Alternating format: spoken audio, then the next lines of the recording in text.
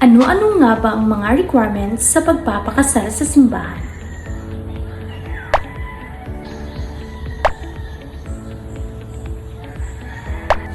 Isa na dito ang birth certificate o live birth.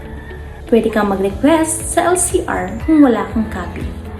Baptismal certificate. Kung ikaw ay nabunyagan na o nabinyagan na at wala kang record, pwede kang pumunta sa Office of the Secretary at mag-request ng copy mo.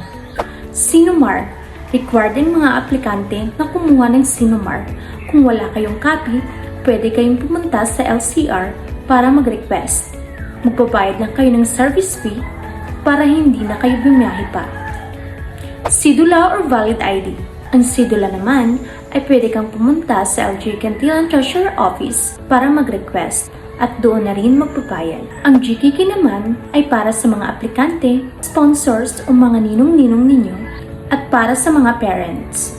Kung magre-request man kayo ng form sa GKK, kayo ay pupunta lamang sa parok in charge ng barangay.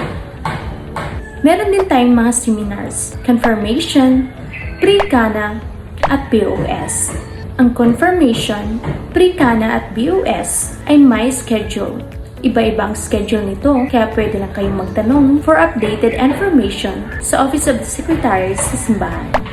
Meron din tayong pre-marriage counseling at ang coverage nito ay may edad na 18 to 25 years old. Kung ang lahat ng mga requirements ay napasa mo na, it's time to proceed for the final step.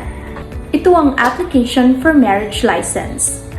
Ikaw ay pupunta sa LCR para mag-request ng application for marriage license. At sila na ang bahala kung ano ang gagawin mo.